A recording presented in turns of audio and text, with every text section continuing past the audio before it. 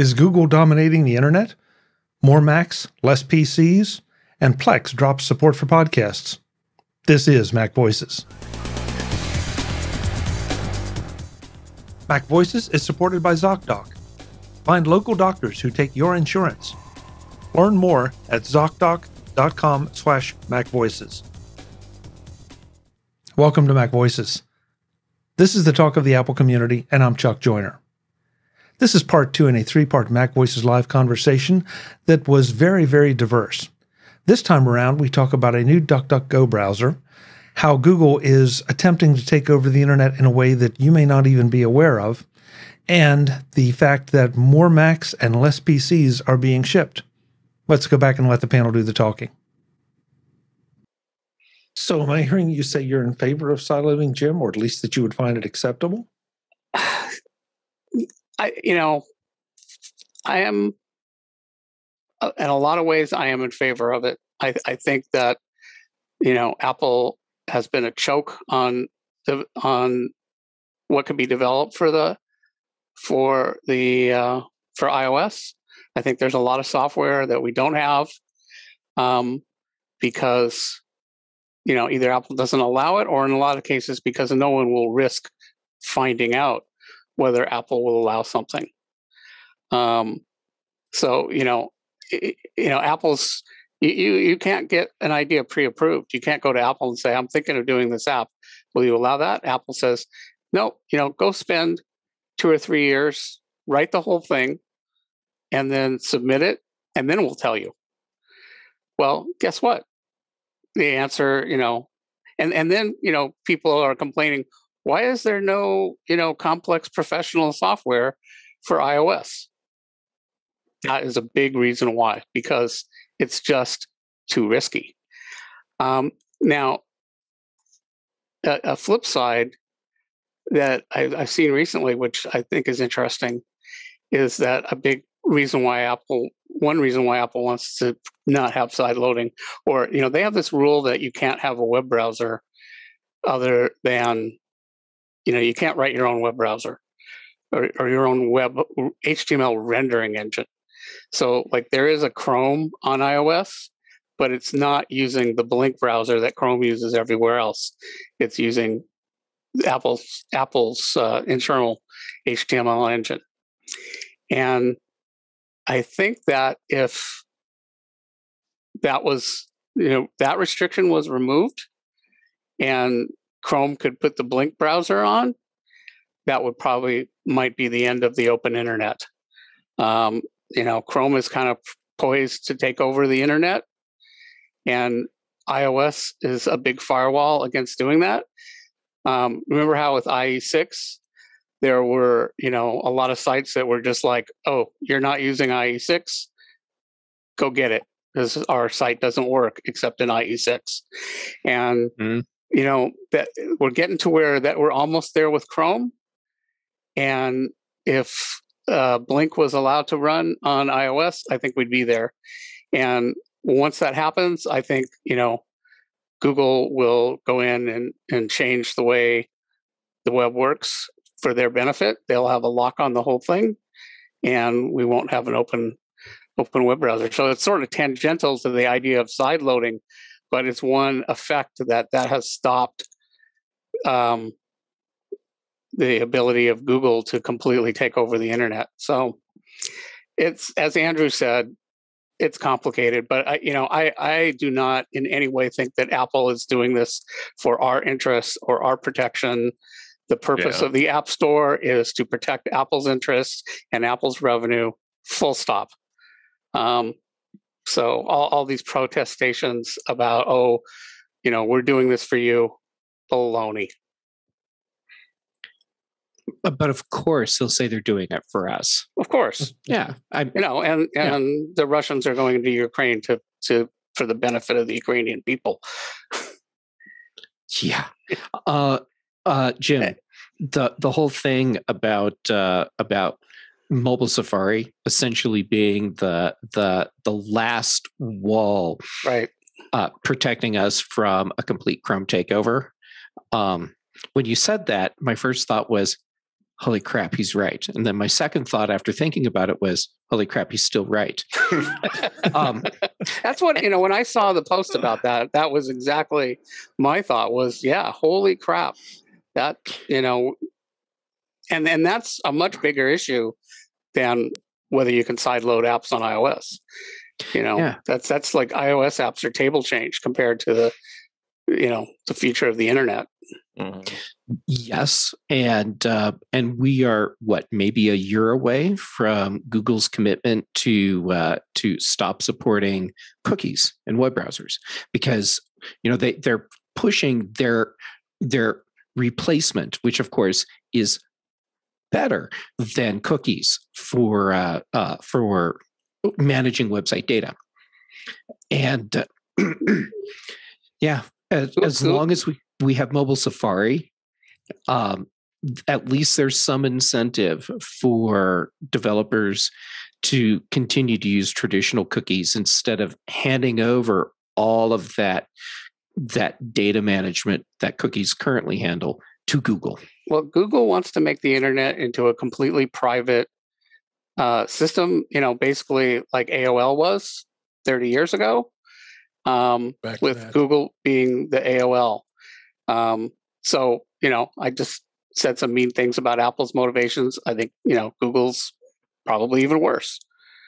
So, well, you also have to go back. If you're talking about browsers, go Google Chrome, Microsoft, and Edge. I mean, you got that browser which is built on Chrome, Chromium, but you also got on the Windows side of things, Internet Explorer 11 is finally going away in June, which is long overdue.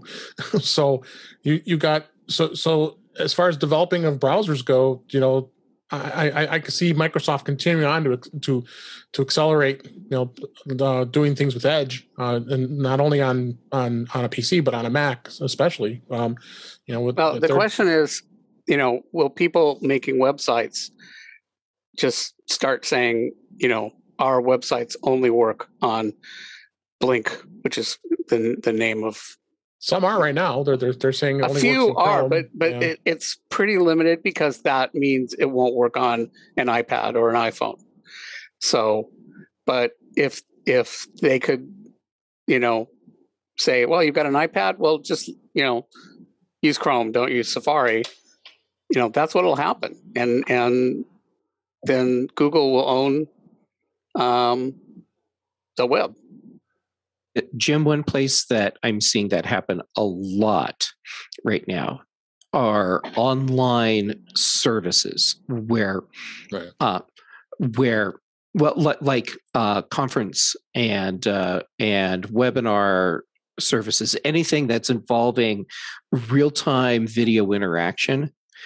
I'm seeing so often where they say you have to use Google Chrome. It's not even like it works better with Chrome. Right. You just have to use Chrome because a significant critical feature that you need simply won't work if you don't have Chrome.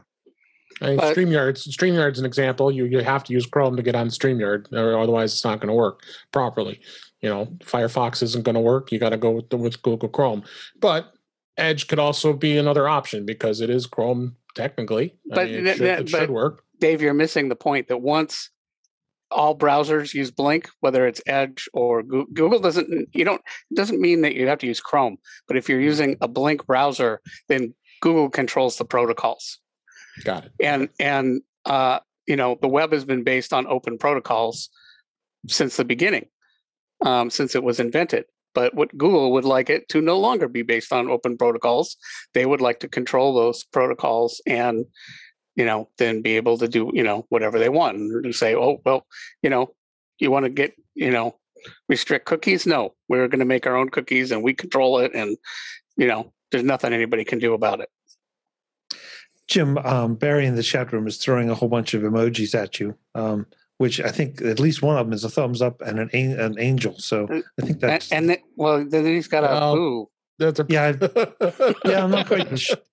So there are a lot of mixed messages going on here, but he brings up an interesting point. Won't the rest of the world have something to say about that? I mean, are we at the point that Google is big enough that it can push everybody around? We're seeing governments... we're seeing governments push Apple around with a number of different things. Do you think that they'll push back to something what would effectively be a Google takeover? Well, I don't know, but that would be difficult because, Google would effectively, de facto, they'd have a monopoly on web protocols, on internet protocols. Right. So what would a government do about that? Say a government would invent their own protocols, which no one will use, and right, and each government would be different. Google is global, has global reach. Even the United States government is going to have a hard time pushing back against that. They would probably have to do something more direct, like go after them as a company somehow. Mm-hmm. Interesting. Yeah, there has been pushback against Google deprecating cookies, and Google's response was, and this is a little while ago, where they kind of paused and regrouped and stepped back a little bit of what they were saying, and then dust settled from that just a little bit, and then they said, okay, so here's what we're doing. And it's basically what they had already said they were going to do, but now it just has a different name. So it's still Google deprecating cookies. What does that mean, deprecating? I mean, I don't see them removing cookies from their browsers. They stopped supporting cookies in Chrome, and you have to use their new. So no replacement. Websites that use cookies will work. The websites that use cookies will function, but the cookies won't do anything. I'm skeptical that they can get away with that at this point. Are they claiming that every website has to re-architect itself to work with whatever Google's new system is, or won't work on Chrome? That's the future I'm positing, where people would have to go along with that because there would be no other, if they have like 98% share, then they could do that. But, now they can't, because a website that uses Google scheme will not work with iOS. So, anybody that wanted to make their website work with iOS would, I guess, have to support both methods of cookies. And I don't see web developers doing that. No, so they would just support Google's thing. Well, then you're saying we're already there, and it doesn't matter. iOS isn't a firewall, and I think we're very close. That's, so that's what the discussion was. Well, we're close enough that if Blink was allowed to run on iOS, that would definitely push us over the edge. So, quick segue on this, because Jim, one of the things I'd thrown in was the announcement about the new DuckDuckGo browser on the Mac. How do you see this fitting into the DuckDuckGo browser fitting into this discussion? Well, the thing is, that's interesting. I was the one who suggested it. I think it's interesting that they're coming out with a browser, but we have to differentiate between the browser and the rendering engine. So, like the new DuckDuckGo browser is using WebKit. So it's basically WebKit versus Blink is really the interesting part. So, DuckDuckGo is going to fight it out for share on the Mac with Safari. Maybe it will take some share there, but the Mac's small potatoes. Nobody cares. Web developers will have already proven that they have no problem making websites that don't work on Macs, so that's not going to really affect, So I think the DuckDuckGo thing is interesting for us as users, and they've got a lot of interesting ideas about privacy and stuff. But remember, the browser is sort of the UI around the HTML, DOM, JavaScript engine. And there's really only two now. Well, I guess three if you count Firefox. So Blink, Chrome, Blink, which is Google's, WebKit, which is Apple's, and Firefox has a name for theirs too, don't they? Mozilla. Is it? Well, no, but that's not the name of the engine. I think they have a name for their engine, but I can't remember what it is. I think you're right. Yeah. But Jim, thank you, because you're just a faucet of segues here.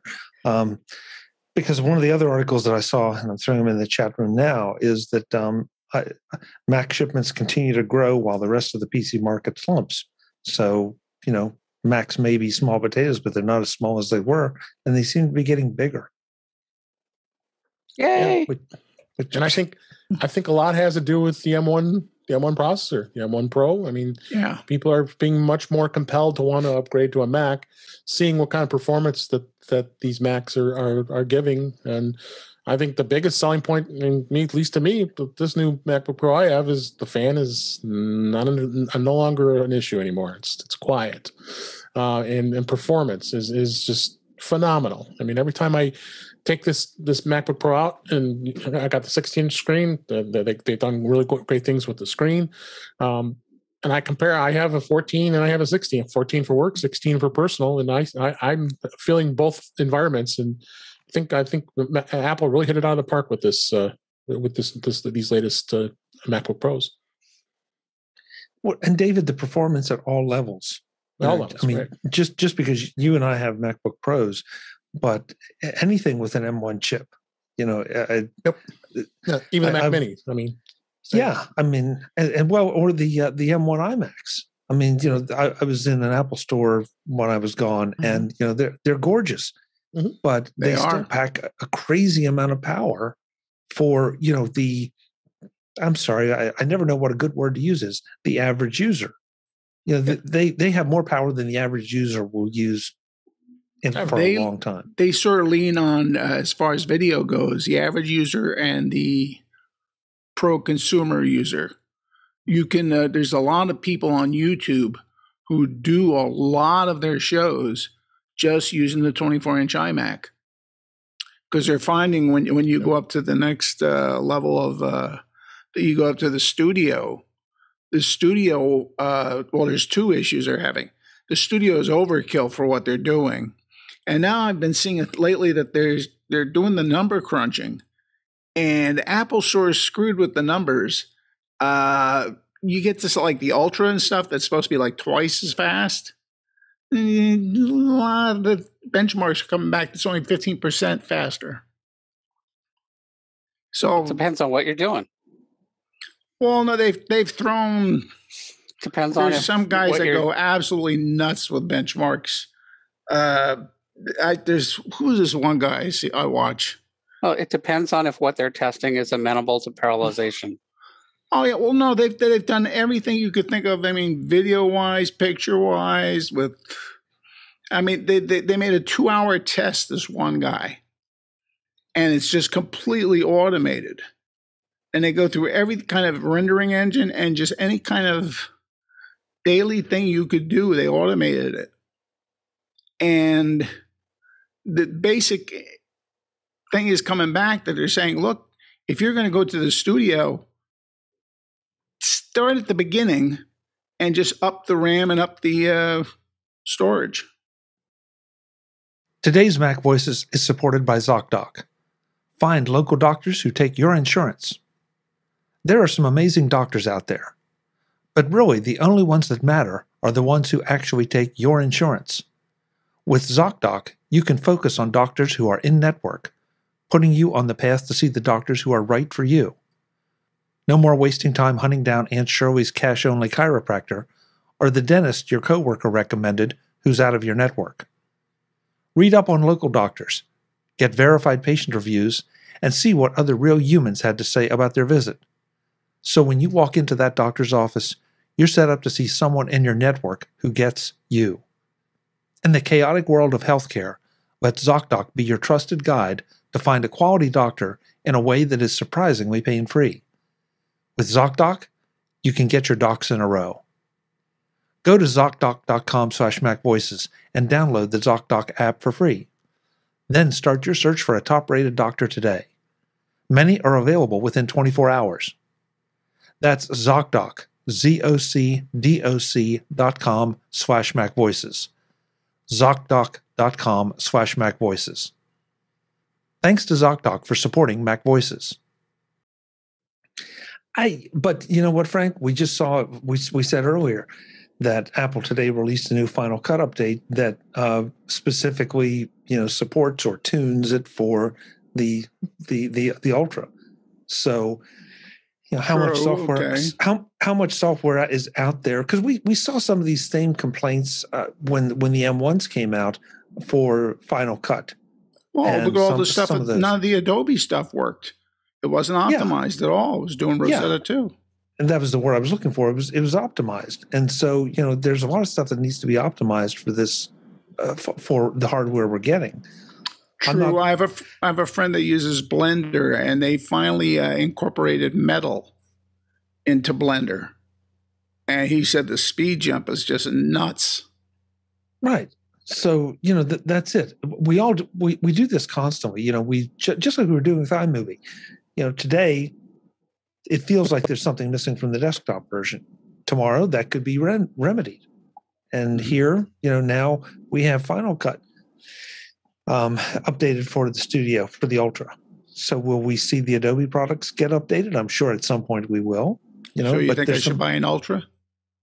Sure.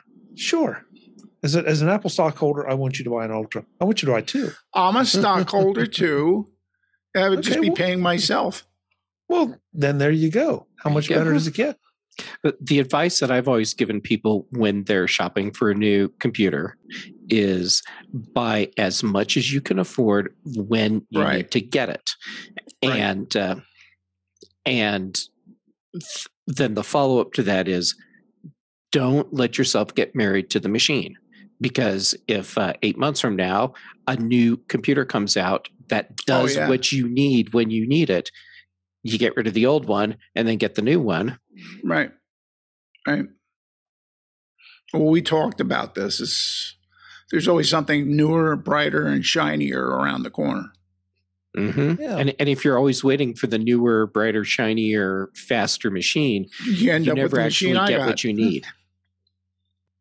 Webb in the chat room says he actually bought 2 of the new Mac Studios, one for him and one for his wife, with the new display as well. Hey, Webb, we got to talk. Yeah, really. Yeah.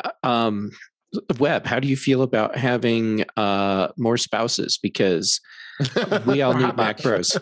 How about adoption? Yeah, really. There's something needs to change there, Webb. I'm not sure.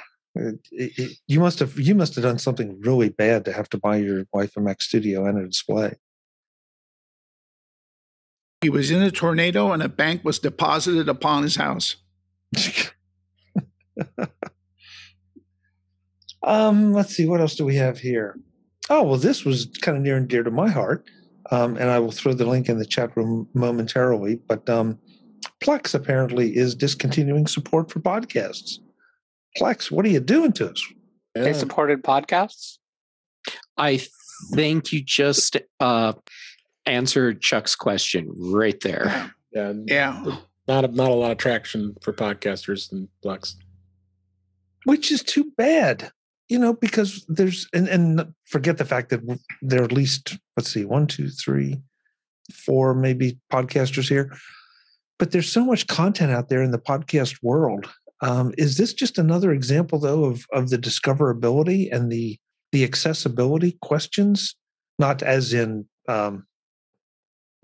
physical accessibility, but just as in knowing that something is there and is worth watching.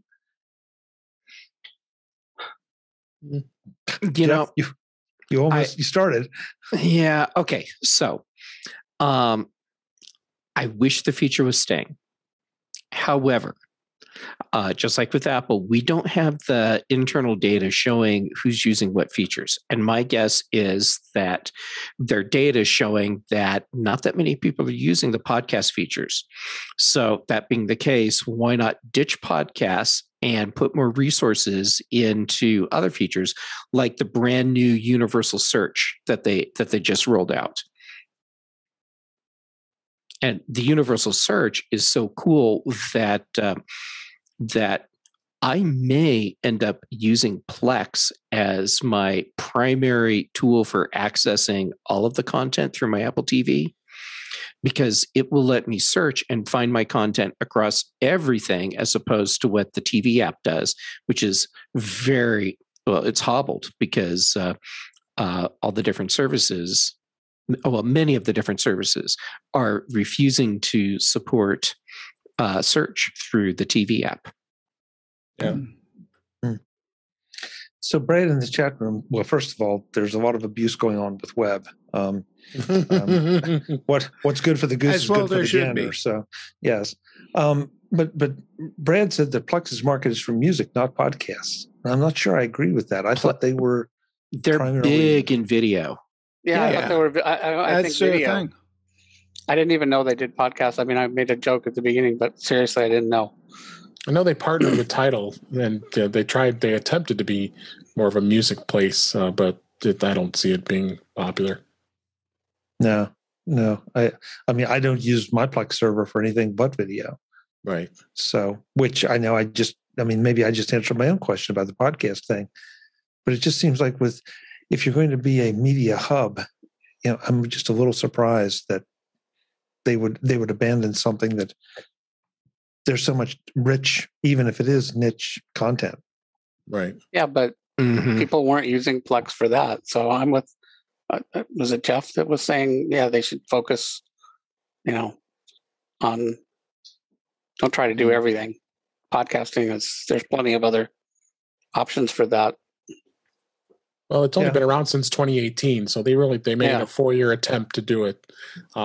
So I just don't see there is much, as you said, many of us being podcasters here, I don't see there's much traffic coming from that platform. Oh, we were all podcasters here. Yeah. Well, we are. Yeah. Podcasting. What is this? By definition, it's Spotify accepted, is already a universal platform you can access from anywhere, whereas television is incredibly bifurcated. So you sort of need that more for television than you do for podcasts, because I can use something else for that. Interesting point, Brittany. But that's sort of an accident. Everybody uses Apple's list. Yeah, except Spotify. Well, right.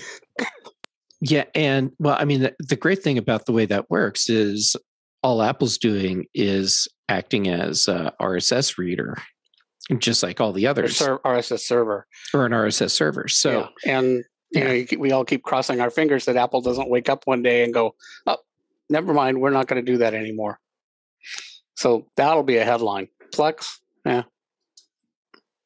That would suck if Apple stopped doing that. Or if they started like having some, didn't put everything on the list, started making it,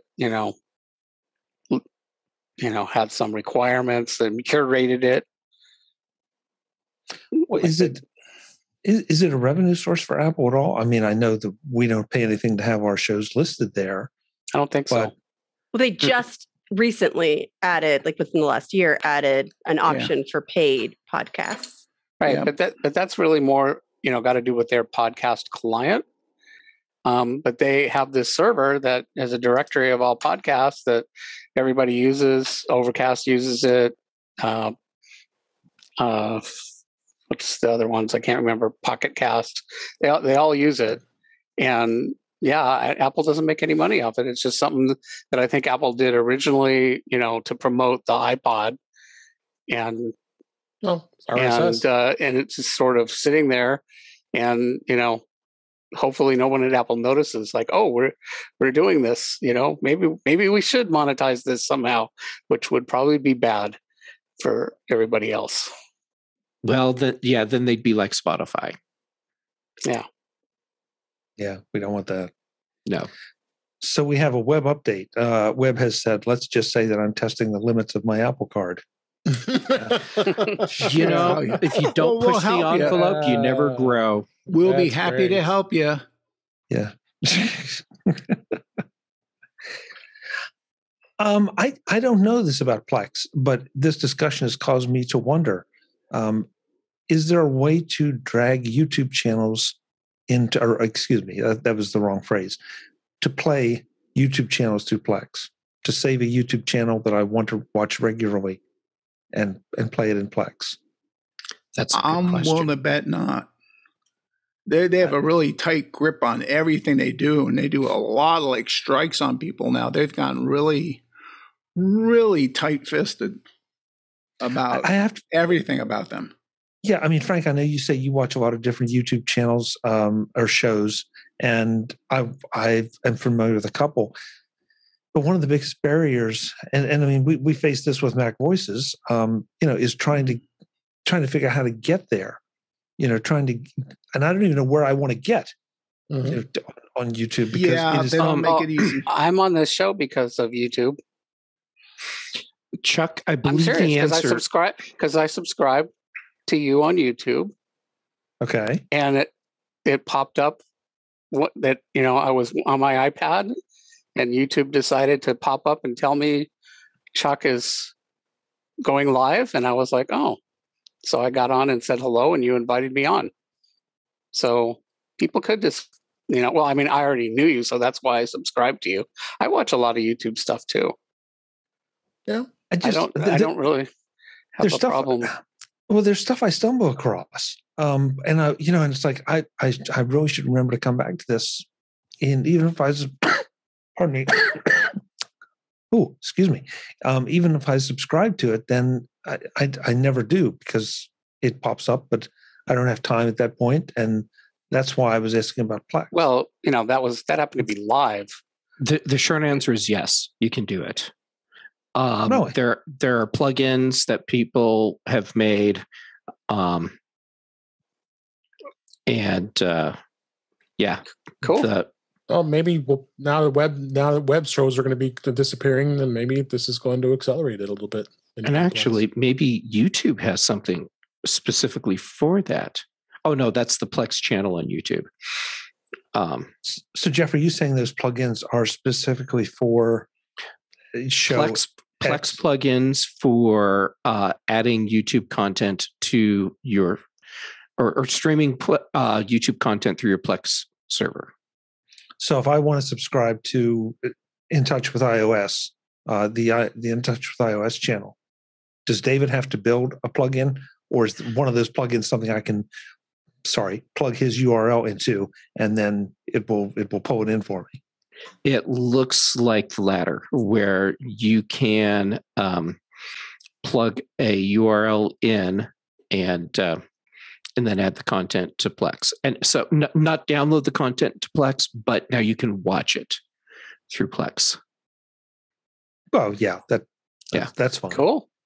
That's fine. That's good. That's good to know. I did not know that. And it turns out that the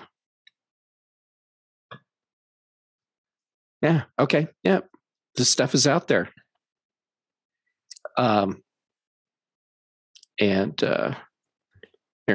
Here's one of the links that I found telling you how to get set up for YouTube on Plex, watching YouTube on Plex. I will take that and throw that in the YouTube chat room for the folks. So I'd say that's a win. We're minus podcast plus YouTube. We're ahead. Yeah. Well, since I'm on YouTube, I considered it a neutral, but.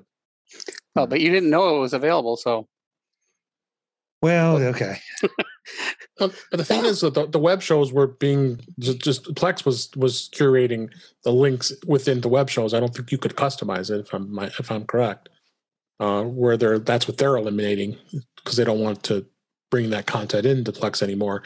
Where this is third party, where you can create your own using this method. Reading this, it's not clear to me what why do I want to do this rather than just go to YouTube?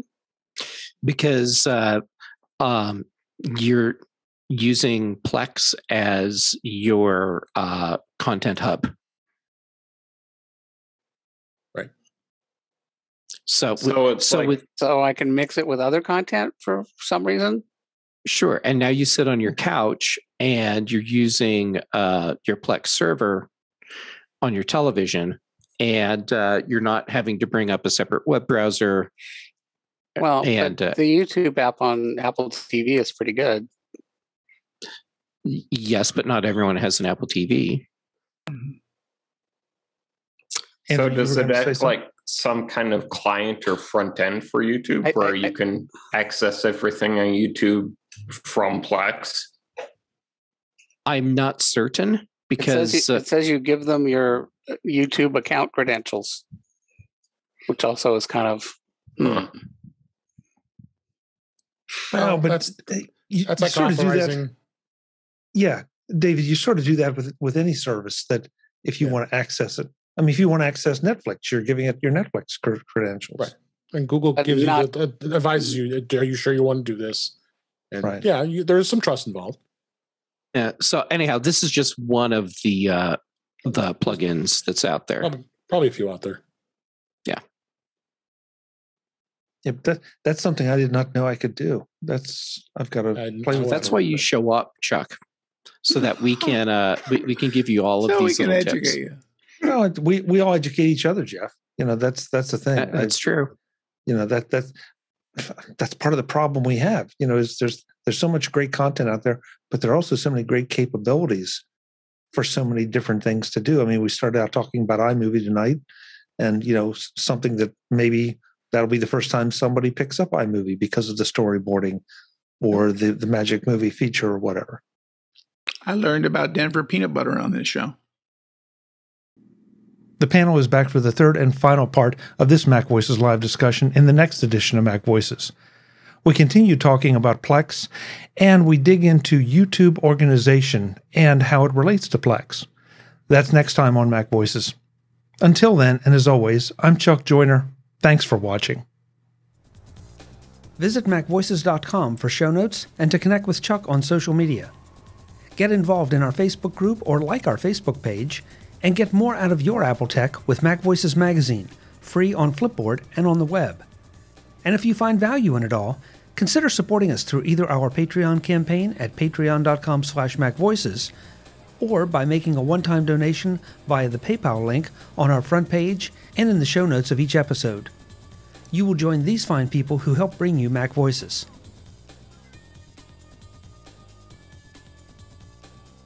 Advertising handled by Backbeat Media at backbeatmedia.com. Bandwidth provided by CacheFly at cachefly.com.